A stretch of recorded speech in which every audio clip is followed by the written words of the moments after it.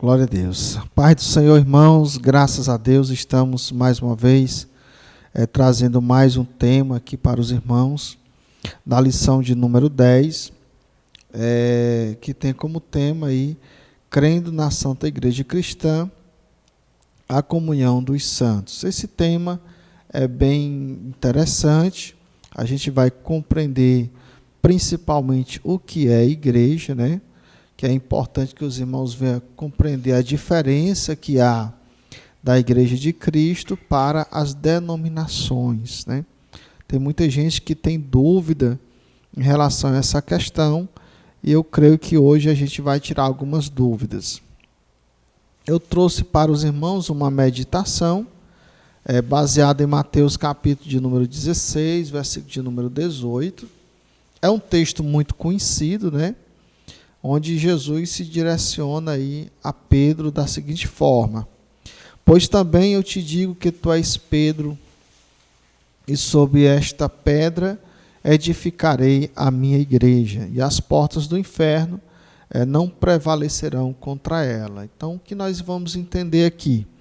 Nós vamos entender que Jesus ele está se direcionando à pessoa de Pedro para dar uma informação. E que informação é essa? Que a igreja, né, seria edificada sobre a pedra.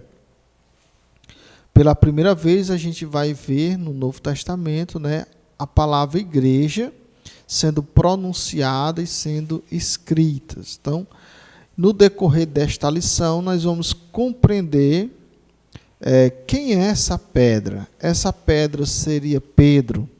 Essa pedra seria Jesus, né? E quem é essa igreja?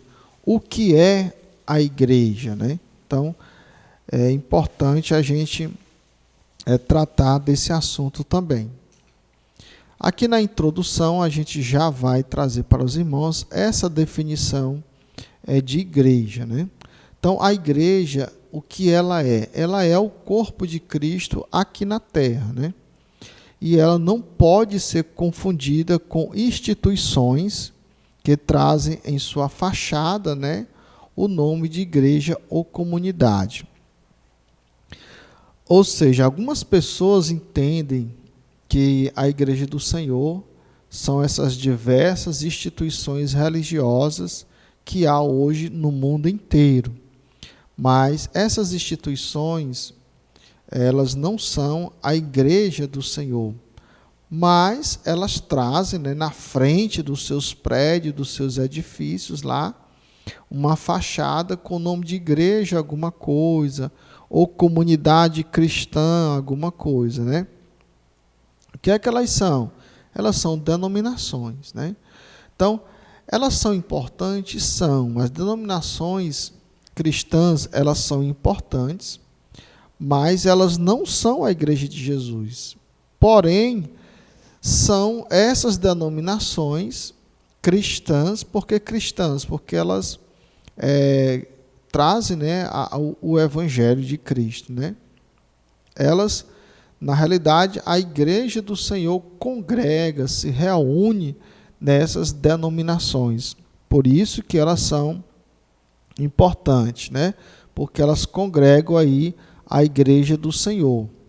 Então, a Igreja de Cristo é o quê? É um organismo vivo, composto de pessoas de diversas nacionalidades, né?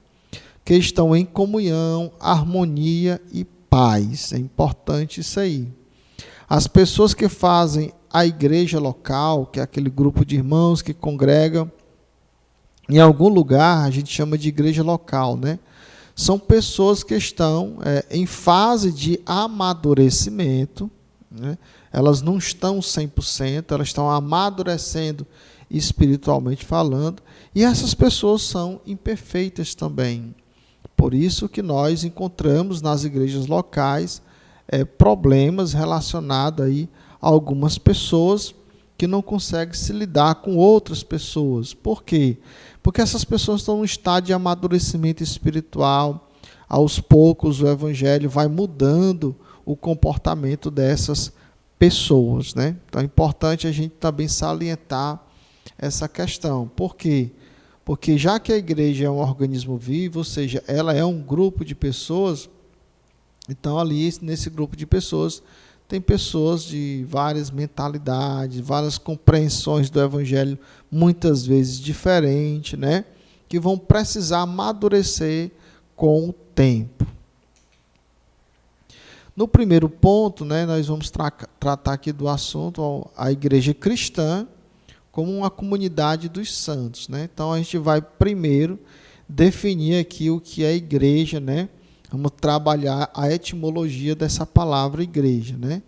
Essa palavra aí, igreja, em português, ela é uma tradução da palavra grega eclesia, que significa assembleia, né? Essa expressão aí, eclesia, era muito utilizada lá pelos gregos, né? E que estava totalmente relacionada aí a tomadas de decisões sobre questões sociais. Então, os gregos se reuniam, um grupo de pessoas se reuniam para tratar sobre problemas políticos, problemas relacionados às necessidades sociais do povo. Então, aquele grupo ali era chamado de eclesia, era chamado de assembleia, né? Então, essa palavra igreja, ela ficou bem comum, né? Nas páginas do Novo Testamento, né? Os escritores a utilizaram aí para designar, apontar, né, o povo santo do Senhor como uma comunidade de pessoas que seguem os mandamentos de Jesus. Então, quando essa palavra ela é aplicada aos cristãos nas cartas apostólicas, nós vamos compreender que ela está se referindo aí a uma comunidade de pessoas, um coletivo de pessoas, porém não é um coletivo de pessoas qualquer. São pessoas que seguem os mandamentos de Jesus. Então é possível alguém estar no meio dos cristãos e não ser cristão genuíno. É possível essa pessoa estar no meio dos crentes, congregando numa certa denominação, ser até batizado nas águas, mas não pertencer à igreja de Cristo, né? Por quê? Porque não segue os mandamentos de Jesus. Então, nas cartas apostólicas, o povo do Senhor, ou o povo de Deus, né, é designado não somente de igreja, existem outros nomes que são dados aí aos cristãos. Eles são chamados também de santos, a igreja também é chamada de eleitos, a igreja também é chamada de chamados, né? Inclusive, nem toda reunião de pessoas que se julgam aí cristãs são realmente igreja do Senhor. É necessário ter e viver o verdadeiro evangelho de Jesus. Então, não é porque existe um grupo de pessoas que se julgam ou se autodeclaram cristãos em algum lugar, é um salão, um prédio, um edifício, tem uma igreja ali, estão cantando, estão utilizando uma Bíblia, né? Mas se não estão seguindo o evangelho de Jesus, se não estão seguindo os mandamentos de Jesus, ela pode até ser uma igreja, mas não é a igreja do Senhor Jesus. Por quê? A igreja do Senhor Jesus segue os mandamentos de Jesus. Então, quem deu origem à igreja, né? Quem foi que fundou a igreja? Quem foi que principiou a igreja? Então, é comum ouvirmos de pessoas que só há uma igreja verdadeira, né? As pessoas dizem, a igreja católica, apostólica, romana, né? E ainda dizem mais, é a igreja que Jesus deixou na terra. Então, o que é que as pessoas não entendem? As pessoas não entendem que esse nome, Igreja Católica Apostólica Romana, é o nome de uma denominação. Como Igreja Evangélica Assembleia de Deus também é uma denominação. Como a Igreja Batista também é o nome de uma denominação. Igreja Presbiteriana também é o nome de uma denominação. E assim por diante. Jesus jamais fundou uma denominação. Jesus jamais deu origem a uma instituição religiosa, né? As pessoas precisam saber disso e saber diferenciar. Mas é bem verdade que só há uma igreja verdadeira. Isso aí não é mentira. Realmente só há uma igreja verdadeira. Mas o que as pessoas não compreendem é que a Igreja de Cristo não é uma instituição. Nós já vimos que a Igreja do Senhor, ela congrega, ela se reúne nas denominações, né? Mas não existe a denominação única verdadeira, né? Não existe. Que existe um único povo que tem o verdadeiro evangelho. É totalmente diferente. Então Jesus deu origem ao que? A uma igreja. O que é isso? Um grupo de pessoas que segue os seus mandamentos. Essa igreja ou esse coletivo aí de pessoas, eles eram chamados a princípio, né, de discípulos. Então no livro de Atos dos Apóstolos, por exemplo, eles vão ser chamados de cristãos. Por quê? Porque são seguidores de Cristo, né? Pregavam o que Cristo pregava, né? Fazia o que Cristo fazia, né? Obedecia os mandamentos de Cristo, né? E nas cartas apostólicas, esses cristãos são chamados de quê? De igreja, de santos, eleitos, fiéis e chamados, né? Então a palavra igreja aparece pela primeira vez no livro de Mateus, né? De todo o Novo Testamento, a primeira vez que ela vai ser registrada é ali. Ela foi citada por Jesus, dizendo: e sobre esta pedra edificarei a minha igreja. Então Jesus é claro em afirmar que a igreja é dele, né? E que foi ele mesmo que a edificou. Então, a igreja povo, a igreja pessoas, a igreja organismo vivo, tem dono, né? Quem é o dono? É Jesus Cristo de Nazaré. Por isso que as pessoas, quando mexem com a igreja, né, está mexendo com o dono da igreja, está mexendo com Jesus, né? E quem foi que edificou, ou seja, quem foi que deu origem a esse grupo, né, de pessoas chamadas de igreja? Foi o próprio Jesus, né? Então, a gente nota aí que Jesus, ele realmente deu origem a uma igreja, mas não foi uma instituição, não foi uma denominação, foi um povo. Ele deu origem a um povo, né? Que foram chamados de cristãos, foram chamados de santos, foram chamados de discípulos, de fiéis, né? E foram chamados aí também de igreja, né? Então é importante salientar que a palavra pedra aí no texto, né, não é uma referência a Pedro, mas a própria pessoa de Jesus. Então no texto acima citado aí de Mateus 16, 18, a palavra pedra em grego é Petras, né? Que significa pedra, significa rocha, né? Isto significa que Jesus originou a sua igreja nele mesmo, né? Sobre esta pedra, que é Jesus, edificarei a minha igreja. É isso que ele quis dizer. Então, alguns interpretam que essa pedra aí, né, no texto citado, é uma referência ao apóstolo Pedro. Então, alguns teólogos, né, principalmente do catolicismo, né, interpretam, né, que essa pedra aí é a pessoa de Pedro e que a igreja foi edificada em Pedro. Ou seja, os cristãos, os primeiros cristãos, vêm sobre a edificação do apóstolo Pedro, né? Só que, analisando aí o nome Pedro, né, percebe-se que esse nome em grego é Petros, né, que significa fragmento de pedra, né? E de acordo com o contexto aí apresentado, a igreja ela foi edificada sobre a pedra, ou seja, sobre a rocha, sobre a Petras, que é Jesus, e não sobre Petros. É importante a gente salientar isso, né?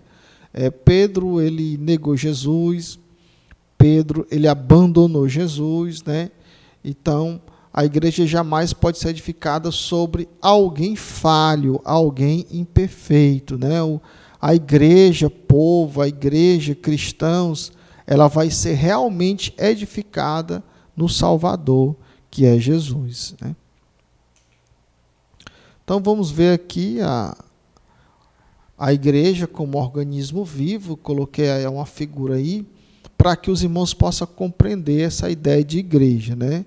Em um lado tem um grupo de pessoas orando, né?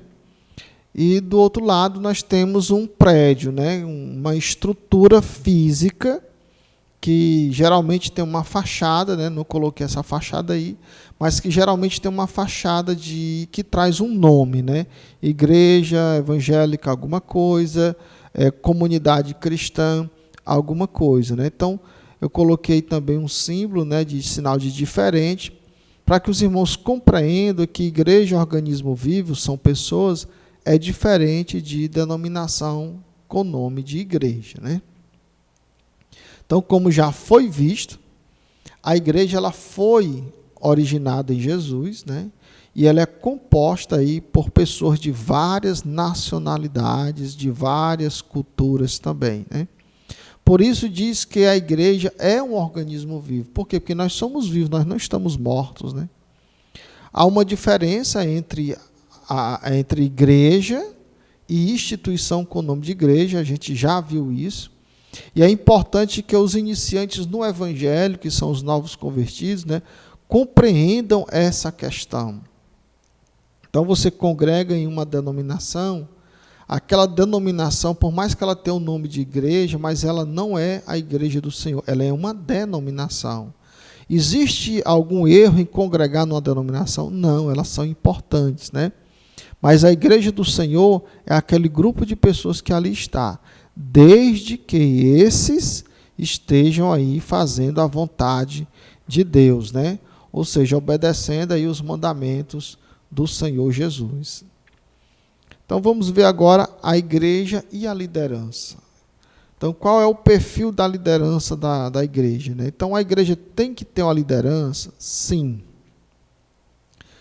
Existem as lideranças da igreja. Então vamos ver aí a questão da organização da igreja. Então a igreja, ou os cristãos do primeiro século, né, com a subida de Jesus aos céus, eles ficaram aos cuidados de quem? Dos apóstolos. Então Jesus subiu e ficou aí as maiores lideranças da época, que eram os apóstolos. Então os discípulos, né, os demais discípulos ficaram aos cuidados aí dos apóstolos. Então os apóstolos foram os primeiros pastores da igreja do Senhor. Eles aprenderam aí diretamente de Jesus, né, num espaço de tempo aí de 3 anos e meio, ouvindo Jesus, vendo Jesus fazer tudo aquilo, né? Todos eles já eram conhecedores das escrituras do Antigo Testamento. Inclusive a gente vai perceber isso, né, na pessoa de Pedro, naquele discurso que ele vai dar em Atos capítulo 2, versículo 16, onde ele vai falar, citar a pessoa de Joel, o profeta, né, e a profecia também. Além do conhecimento das escrituras antigas, agora eles tinham conhecimento também do evangelho de Jesus. Então, eles tinham já o entendimento do Antigo Testamento e agora eles tinham o entendimento aí do Novo Testamento, do evangelho, né? Então, eram dados a obra evangelística, isso é percebível, né? E também eram cheios do Espírito Santo, né? Lucas capítulo 9 e o versículo de número 1 e 2 a gente vai ver isso. E eles estavam aí dispostos, né, não somente a sofrer, mas até morrerem por amor a Cristo. Então percebe-se aí que as primeiras lideranças da igreja, que eram os apóstolos, eram pessoas dadas à obra, eram pessoas conhecedoras das escrituras sagradas e eram pessoas que realmente amavam a Cristo, ao ponto até de morrer por causa de Jesus, né? Então, o perfil da liderança atual, né, não pode ser diferente das antigas lideranças apostólicas, né? Então, o líder eclesiástico, né, ele deve seguir o mesmo perfil dos primeiros pastores da igreja, sendo conhecedores do evangelho, tem que ser pessoas dadas à obra evangelística, tem que ser pessoas cheias do Espírito Santo, tem que ser pessoas que são mestres na palavra, né? e apacentadores também aí do rebanho do Senhor. Não adianta querer exercer essa função, esse ministério, sem estar enquadrado nesse perfil aí. Esse perfil, ele ainda é necessário na liderança atual até os dias de hoje. Essas lideranças eclesiásticas, elas devem estar dentro do perfil apresentado pelos apóstolos em suas cartas, né? Primeira carta de Paulo a Timóteo, capítulo 3, versículo 2 ao 4 e o versículo 6, o apóstolo Paulo vai tratar aí do perfil das lideranças, né? Então, algumas pessoas eram cotadas, separadas, né, pelo presbitério para pastorear algum rebanho, né, algum grupo de pessoas, só que não podia ser qualquer pessoa, né? Tinha que ser pessoa irrepreensível, marido de uma só mulher, pessoas vigilantes, uma pessoa sóbria, honesta, uma pessoa hospitaleira, uma pessoa que estava apta para o ensino, ou seja, tinha que ser alguém conhecedora realmente do Evangelho, da Palavra de Deus. Não poderia ser um leigo na Escritura, né? Não podia ser uma pessoa dada ao vinho, nem pessoa violenta.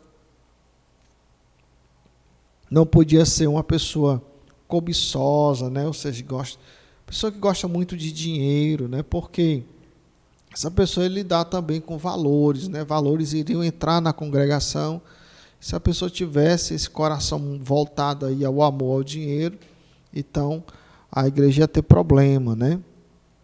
Então a gente percebe aí que esse perfil, ele é o perfil adotado, né, até os dias de hoje, para a consagração dessas pessoas. Então hoje, antes da pessoa almejar tal ministério, já deve ler esses textos, essas recomendações, né, para saber se enquadram dentro desse perfil. Aqui nós temos um outro assunto importante, que é em relação ao pastor da igreja local. O que é a igreja local, né? É aquele grupo de pessoas que congrega em algum lugar, né? Então ali é chamado de igreja local. Essas igrejas locais, elas têm pastor, elas têm uma liderança. Geralmente há um presbítero que exerce o ministério pastoral, né? Alguém que foi consagrado aí pelas mãos do presbitério. Então é uma liderança que está responsável pelo quê? Pelo ensino do evangelho. Qualquer um pode trazer um ensino na igreja local? Pode, mas quem é o responsável? É o pastor. Ele é o responsável. Ele que foi chamado aí para apacentar e alimentar o povo aí com a palavra de Deus, né? Ele também deve ser um cuidador, ou seja, um cuidador de pessoas, alguém que está disponível para sempre estar cuidando da igreja em todos os aspectos, não somente no ensino da palavra, mas também na questão social também, nos conselhos e etc, etc. Por quê, irmãos? Porque essa pessoa vai dar conta desse rebanho. Essa liderança vai dar conta dessas pessoas, né? Hebreus, capítulo de número 13, versículo 17, a parte B, o escritor aos Hebreus diz que essas lideranças pastorais, elas vão dar conta de cada uma delas. Então isso aí é fato, né? Não é algo que deve ser almejado por vaidade, né? Então, ao pastor local, a igreja deve respeitar e obedecer também. Pois assim está escrito, né? No próprio texto de Hebreus 13 e 17, que diz: obedecei a vossos pastores, sujeitai-vos a eles, porque velam por vossas almas, como aqueles que hão de dar conta delas. Então, qual é o mandamento? Qual é a ordem apostólica? Que a membresia ela venha obedecer à figura pastoral, aquela pessoa que está ali ensinando, aquela pessoa que está preocupada com a situação da pessoa, situação espiritual, situação social, que também vela por essa pessoa, ou seja, sempre está atento, orando por essas pessoas. Então, aquela membresia deve reconsiderar essa questão pastoral e trazer uma forma de reconhecimento, né? Como? Obedecendo aí essa figura pastoral e se sujeitando, né? Hoje há um espírito de rebeldia muito grande em relação a membros de igrejas que não respeitam mais a figura pastoral, né? E isso é pecado, né? Então a igreja local ela deve compreender que a figura pastoral é alguém que também precisa de certos cuidados, pois é um ser humano como qualquer outro, né? E que não é perfeito. Então, às vezes, aquela liderança comete um erro e as pessoas, a membresia, acha que aquela pessoa não pode errar. Ninguém deve errar, mas, às vezes, a gente erra, não de uma forma voluntária, mas de uma forma involuntária, e a igreja precisa compreender isso, né? Aquela pessoa, mesmo que esteja pastoreando a igreja, mas também está no processo aí também de amadurecimento espiritual até alcançar a estatura aí de varão perfeito, né, como diz a Escritura, né? Os ministros da igreja local. Então a igreja tem liderança e a igreja tem os seus ministros, né? Então os primeiros ministros da igreja do Senhor Jesus foram quem? Foram os apóstolos, né? Então o que é o termo ministro? Ela vem de ministério. E o que é ministério? É um serviço, é um trabalho, né? Então, os apóstolos, como ministros de Jesus, tinham um serviço a realizar, um trabalho a realizar. O que era? Era a divulgação do evangelho e a implantação de igrejas locais. Isso é a função do ministério apostólico, né? Não é o que a gente vê hoje, muitas vezes, a pessoa é denominada de apóstolo ou de missionário, mas não é um evangelista, não é um implantador de igreja, é um pregador que vive pregando nos púlpitos das denominações, né? Então é um pregador itinerante, não é um missionário, não é um apóstolo de verdade, né? A segunda categoria de ministros que surgiu na igreja foram os diáconos, né? Esses serviçais surgiram por uma necessidade na igreja local, essa necessidade era necessidade social, né? Esses tinham um serviço peculiar que era de amparar os órfãos, as viúvas socialmente. Eram grupos que na época eram desamparados, né? Não havia instituições filantrópicas para amparar esses grupos. O governo não se responsabilizava pelas viúvas, tampouco pelos órfãos. Então, aqueles que estavam na igreja nessa condição deveriam ser cuidados socialmente falando aí, e quem deveria cuidar deles? Os diáconos, né? Então, atualmente, esses obreiros, né, eles ajudam na obra social da igreja e realizando também outros serviços na congregação, né? Outro ministério que existe na igreja local é o de cooperador, que a gente chama também de auxiliar, né? Esses obreiros, nos dias apostólicos, o que é que eles faziam? Eles auxiliavam, eles ajudavam, né, cooperavam com os apóstolos no trabalho de divulgação do evangelho. Não existia templos ainda para a igreja congregar, né? Era proibido ser cristão na época. Então, os apóstolos se dedicavam à divulgação do evangelho e esses cooperadores estavam ali com eles, ali ajudando nessa divulgação do evangelho. Então, eles eram pessoas de grande estima na igreja. Por quê? Porque estavam ajudando os apóstolos na evangelização, né? E alguns deles, né, se tornaram até pastores, né?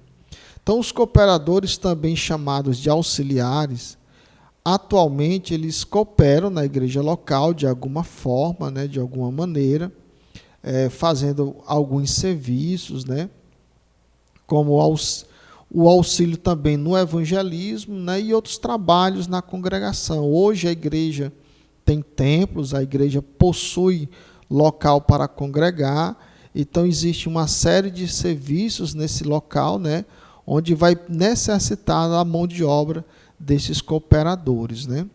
Há outros ministros que no início da igreja surgiram por uma questão de necessidade, como o ministério pastoral, né? e de evangelistas, né? Todos esses ministros aí existem hoje na igreja local, continua existindo, né? E trabalham em prol do crescimento do reino de Deus. Então, essas pessoas, elas ainda contribuem no reino de Deus, ou para o crescimento do reino de Deus na terra, de alguma forma, de alguma maneira, né? E qual seria a missão da igreja, né? Bom, temos a missão da igreja aí para com a humanidade, né? Ou seja, o povão, né? Essa missão da igreja aí é principalmente cooperar para que ela encontre o conserto em Cristo, através do quê? Do Evangelho de Jesus, pregando, né? Anunciando o Evangelho. Então, o principal objetivo da igreja é salvar vidas com o Evangelho de Jesus. Então, a igreja, ela busca aí no meio da humanidade tentar consertar esse povo como? Pregando o evangelho para eles. Qual o objetivo? Salvar a vida dessas pessoas da condenação eterna. Quando isso acontece, essas pessoas, tudo que elas faziam de errado, elas vão deixar para trás. Ou seja, a própria sociedade vai ser beneficiada por causa do evangelho que penetrou nesse coração e do qual essa pessoa creu. Por quê? Essa pessoa não será só membro agora da igreja do Senhor. Essa pessoa será uma pessoa transformada. Ela não vai dar mais prejuízo à sociedade, né? Por mais que a igreja tenha que mostrar aí um papel social, né, perante a sociedade de um modo geral, como aí construindo escolas, hospitais, clínicas ou casas de recuperação, né, para dependentes químicos e outros, né, mas o foco primordial não é esse. O foco primordial da igreja é ganhar vidas para o reino de Deus. O que acontece depois é apenas consequência da salvação de Jesus na vida dessas pessoas, né? Então, a missão da igreja para com a humanidade é também o quê? Denunciar os erros. A igreja denuncia os erros, por isso que a igreja é um pouco odiada aí por aqueles que não compreendem o evangelho. A igreja também deve denunciar as injustiças sociais, né, cometidos, né? Ou seja, o pecado da humanidade, né, objetivando o quê? A mudança no curso espiritual e social da humanidade. A igreja não pode se calar diante das injustiças que há, né? Próximo ponto, nós temos aqui a missão da igreja para com os irmãos, né? Então, a igreja do Senhor tem uma responsabilidade para com os cristãos, para com os membros, né, os irmãos ali, principalmente com os domésticos da fé. Quem são os domésticos da fé, né? Bom, esses são irmãos que não amadureceram na fé, não compreendem o evangelho ainda e que precisam da ajuda da igreja, né? Geralmente essas pessoas não são compreendidas, são rechaçadas, são excluídas e etc, né? Mas são pessoas que precisam aí crescer na graça e no conhecimento da palavra. E geralmente essas pessoas se tornam domésticos na fé porque eles mesmos se negligenciam em ouvir o evangelho, em aprender. Eles não querem aprender, não querem desenvolver-se, não querem evoluir no conhecimento da palavra. Então, eles sempre vão ser pessoas complicadas, né? Essa missão aí envolve também o amparo social por parte de alguns membros. Alguns membros muitas vezes estão numa situação muito difícil por algum motivo, como desemprego, né? E essas pessoas passam a sofrer privações, outras necessidades também. Então, de uma certa forma, é de responsabilidade de todos nós, a Igreja do Senhor, ajudar uns aos outros e sem murmurar, né? Detalhe, sem murmurar, sem reclamar, conforme essas referências aí, Atos 2, 42 ao 47, Coríntios, capítulo 8 até o 9, né? Então, dessa forma, a igreja local, ela promove o quê? Um ambiente de comunhão, de relacionamento verdadeiro e também de serviços sociais de uns para com os outros, né? Então, a igreja do Senhor, a igreja verdadeira mesmo, a igreja que está obedecendo, ela trabalha em conjunto dessa forma, dessa maneira, né? Vai ter os domésticos na fé? Vai, sempre vai ter. Quem são eles? São aqueles que negligenciam, eles não querem ser ensinados, eles não querem aprender. Então, a gente vai ter, acabando de ter problema com essas pessoas por conta da ignorância, né, em relação ao Evangelho, né? Então, aqui é a nossa conclusão. O que é que nós temos, né? Nesta lição, nós aprendemos o que é a igreja propriamente dita, quem deu origem a ela, aprendemos que a igreja é a comunhão dos santos e que integra aí milhões de pessoas em todo o mundo, né? Então, de acordo com o que você aprendeu, você vai discutir aí com a sua liderança, com os demais membros aí do seu departamento, né, sobre os ministros atuais da igreja. O que é que você acha? O que é que você entende sobre esses ministros? Estão de acordo com as recomendações apostólicas ou não, né? Então, eu espero que você realmente tenha compreendido essa lição de hoje. Que Deus te abençoe e a paz do Senhor.